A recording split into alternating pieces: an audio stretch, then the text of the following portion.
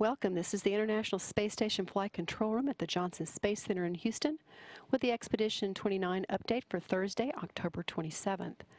Flight Director Jerry Jason is leading today's Orbit 2 flight controllers, and serving as spacecraft communicator, or CAPCOM, is Christy Bertels.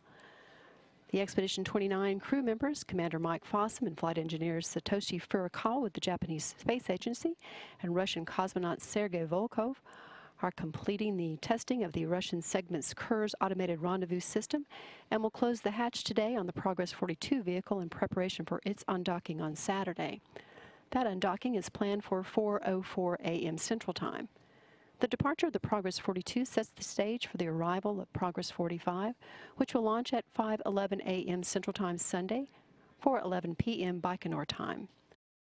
Docking to the Piers docking compartment is scheduled on Wednesday, November 2nd at 6:40 a.m. Central Time. Progress 45 supply ship is filled with food supplies and fuel for the station. On tap today for the crew, there are additional biomedical experiments and continuing maintenance work for the water on-off valve in the Columbus module. The crew is also holding a conference with the European Space Agency to debrief the water on-off valve encapsulation activity. More valves will be encapsulated in the coming months, and ESA is taking this opportunity to fine-tune those procedures. Fossum today will perform the final VO2 max and biorhythm runs for this expedition. VO2 max is the evaluation of maximal oxygen uptake and submaximal estimates of VO2 max before, during, and after long-duration International Space Station missions. This documents the maximum oxygen uptake of crew members on board the space station during these long-duration missions. It's sometimes referred to as the VO2 peak and is a standard measure of aerobic capacity and is directly related to the physical working capacity of an individual. VO2 max is related to the ability of an astronaut to perform an egress task. That means the task required to leave the station while wearing a launch and escape spacesuit. The study is important because decreased VO2 max may represent a safety concern in the event of an emergency during spaceflight.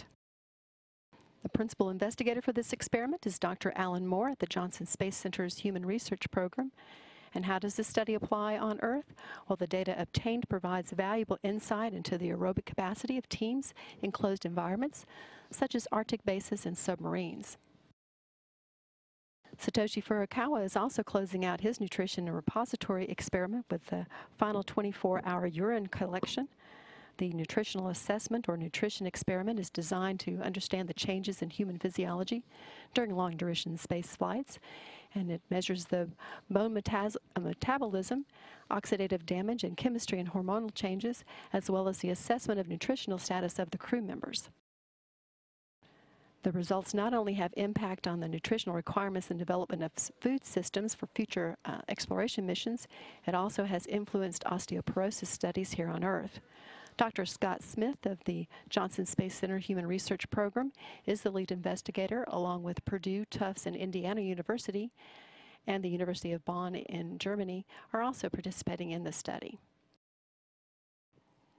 Part of that experiment is the repository portion, and those specimens are collected and then brought back to Earth and kept at NASA's Biological Specimen Repository. That repository collects and stores and distributes samples to future investigators as they do continued human life science investigations. And other news here at NASA, the NASA TV will broadcast a tweet up at 11 a.m. Central Time out of Vandenberg, California, and the Kennedy Space Center. This is all in advance of tomorrow's launch of the Delta II rocket and the NPP satellite. The NPP satellite is the National Polar Orbiting Operational Environmental Satellite System Preparatory Project and is the first mission designed to collect critical data to improve weather forecast in the short term and increase understanding of long-term climate changes. NPP continues the observations of Earth from space that NASA has pioneered for more than 40 years.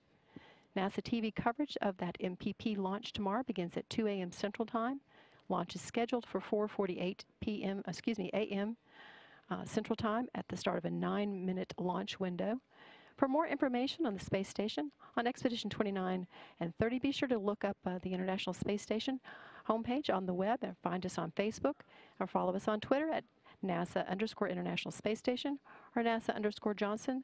This is Mission Control Houston.